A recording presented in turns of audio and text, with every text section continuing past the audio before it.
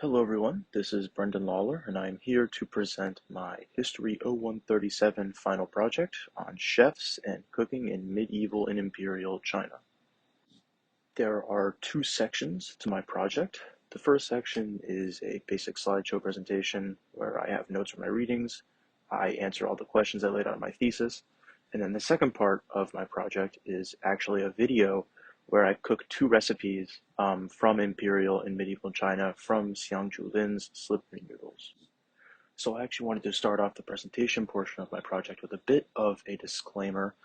I wanted to note that a lot of my primary sources come from Westerners' notes of late imperial Chinese cuisine. Late imperial Chinese cuisine sometimes is written off by Westerners, especially Americans, as primitive. These kind of coincide with traditional racist assumptions of the Chinese. And as you can see from this picture I have on this slide, if you can read it, it's essentially American propaganda, which is aimed at discouraging the hiring of Chinese immigrants. It painted them and their cooking techniques and stations as dirty, and I wanted to kind of counter that with some of the realities of medieval and imperial Chinese cuisine. Of course, medieval and imperial Chinese cuisine was as diverse as that of any other region in that period of time in its style and quality. The only real austerity that it brought with it was that came around because of poverty. But even then, those who had little resources often ate meals that were simple, but they weren't bland or disgusting by any means. Their diets often consisted of flavorful soups. There's a staple of medieval Chinese cuisine, which is called an. It's fermented beans, salt, and scallions. They would also eat chicken and fish with rice, a very simple meal with high in nutrients. And in fact, Robert Fortune, who was a Scottish botanist, when he went to China, said that Chinese peasants actually understand the art of preparing their food much better than the same classes at home in Scotland. And of course, when taking into consideration the gourmet chefs that would serve the higher class folks, they would take the quality and presentation of their food very seriously. In his book, Adshed even goes as far as saying that they wanted to create a synesthesia where taste, texture, aroma, color, and arrangement all play a part in the experimentation and creation of their high-class cuisine. So I thought I'd get that disclaimer out of the way.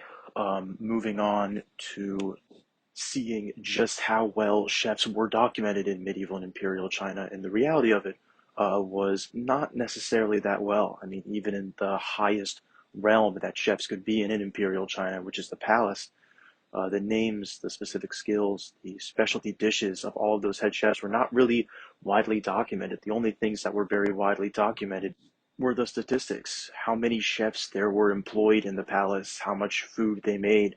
The records rarely go that deep into the individuals of the chefs in the imperial palace. A lot of what we know stems from what we know about the everyday lives of both the literati and the commoners, and how the lives of chefs kind of correlate with those trends. And especially considering how a lot of casual at-home chefs at this time were women, it makes sense that there is really not a lot of documentation for chefs in the house. And expanding off that a little bit, I want to go into the gender dichotomies of chefs in medieval and imperial China. And according to my sources, for the most part, a lot of the professional chefs that were hired by the literati or by the imperial palace tended to be men. And this was for a number of reasons. For one, being a chef to a really high class official actually opened a lot of doors for kind of raising your social ceiling. Culinary skills were considered actually a really good qualification for a ministerial appointment or for some sort of office, especially if you really prove yourself to be a great chef to the person you are working for. And another way men kind of dominated this professional chef sphere was through gentlemen cooks, which were an interesting bunch. Gentlemen cooks tended to be highly educated men who would sort of turn their literary talents and they would kind of describe food and drink in this really kind of poetic, passionate way, oftentimes making their own recipes and kind of assigning their poems and their literature to those recipes. The household kitchen, however, tended to still be dominated by women. A lot of the times it's just them feeding their families, their husbands, in the traditional kind of Chinese frugal ideal way. Their skills were almost certainly not recognized by literati, but they were still widely documented. For example, in Xiang Julin's book *Slippery Noodles*, she makes a note of a woman named Madame Wu, where she wrote a very famous cookbook, which actually ended up getting plagiarized by a number of those gentlemen cooks and literati playwrights. So the credit that she deserved for those recipes actually ended up mainly going to the gentlemen cooks and the literati. But thankfully, it still reached a wide audience due to that. After much historical analysis, she is credited with those recipes, which is good. But still, an interesting kind of point about how gentlemen cooks would kind of plagiarize women's recipes from the house. Moving on to what these chefs would usually prepare. And of course, it kind of varied on the time and location that we're talking about, but there were certainly general trends that came along with the chronological development of the empire. So transitioning from medieval to imperial China, especially as the population grew, rice and wheat kind of became more staples of the diet, especially as agriculture technology evolved. The wheat mill was a huge development in that regard. During medieval and imperial China, it was pretty consistent that fish and pork were the dominant meats. Fish held a particularly strong grip on the South due to their intense seafood industry. The author Anderson actually makes a note of how there was kind of this regional smack talk between the North and the South, since the North very much enjoyed dairy products like yogurt, milk, cheese, all those sort of cultured dairy products. In the South, like fish and other kinds of seafood, they would often kind of ridicule each other for that. But at the end of the day, the South kind of won that argument as fish's popularity consistently climbed its way up north. In regards to commoners, wheat, fruit, veggies, meat, they were all kind of luxuries.